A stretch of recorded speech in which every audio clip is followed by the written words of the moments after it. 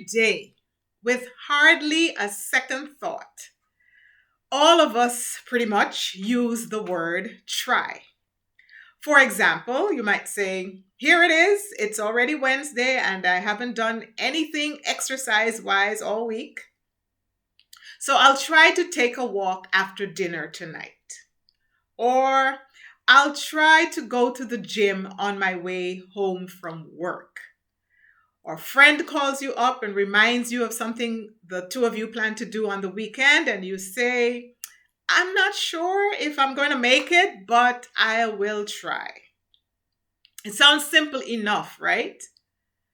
Today, I want to talk about how that one little word, try, is hurting your healthy lifestyle goals and what you should be saying instead.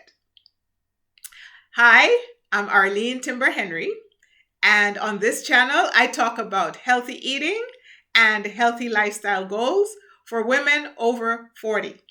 Thanks for stopping by. Did you know that built into that little word try, that three-letter word try, is an element of failure? Yes.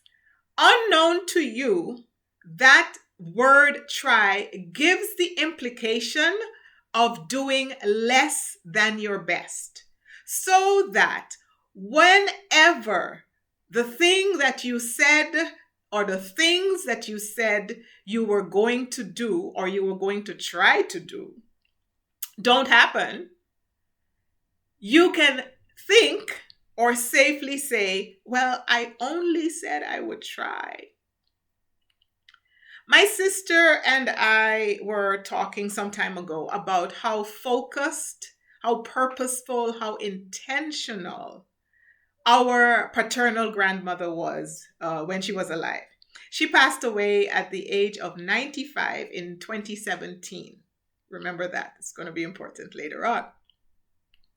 But everything that she set out to do up until that time before she passed got done. Period. We attribute this to her choice of words, one of which was the four-letter word, must, which she used a lot, as in all the time. I'll give you some examples. She would say, let's say there was a windstorm the night before, and the next morning she would get up and she would say, oh, the wind damaged part of the fence, so I must call so and so. And she would call her handy person to come and help me fix this fence. Or after a day of cleaning, she would say, after I'm done here, I must find a box so I can put away these things. Or I must remember to ask the neighbors about their cat. I haven't seen it in a while. And this was one that we heard a lot. She would say, I must call, and she would name one of her senior friends because I haven't seen him or her at church this week. This was her normal type of conversation. This was her regular everyday vocabulary. There was no try, there was no maybe, there was no should. It was only must. And remember, I told you she was 95 when she passed in 2017. So I'll do the math for you and tell you she was born in 1921. So none of us, herself included, I don't think was even conscious or aware of what we know now, what we're familiar with now, the term neuro-linguistic programming or NLP. But she was unaware, unknown to her, conscious of the power of her words on her subconscious, or the power of her words on the outcomes, what she wanted to get done. Now, what does that have to do with us and our healthy lifestyles? I'll tell you, and I'll actually read you something from a healthcare practitioner. His name is Matt DeWild, and he explains it this way. quote, if we continually use certain words, we reinforce them in the mind. If the input is try, subconsciously, the mind is interpreting this as attempt to the point of not succeeding. If we want to change the output, we have to change the input. End of quote. And I even want to go as far as to say, and rephrase this a little bit, if we want to change the output, we must change the input. What would that look like for us? Let's see what that feels like in the real sense, in a realistic way for our health, for our lifestyle.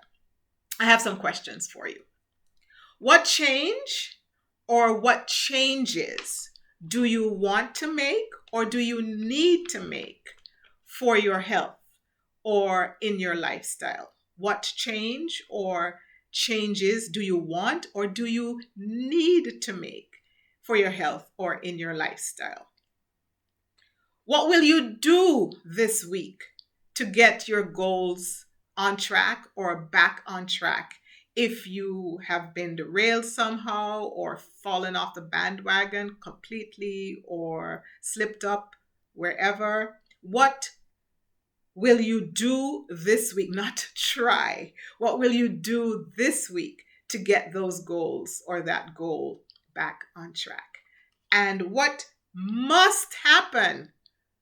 What must happen? We're putting this into our vocabulary. What must happen for that to happen? You can write these down for yourself if you journal or in a notebook. You can make a note on a sticky note, put it on your bathroom mirror, your computer screen, your refrigerator, your car dashboard, wherever you might see it as a reminder. You could record yourself giving these answers to play back later. Or you could be brave and put your answers in the comments below and let me see what you come up with and give me an idea of what this brought up for you. Thank you for watching, and I will see you again soon.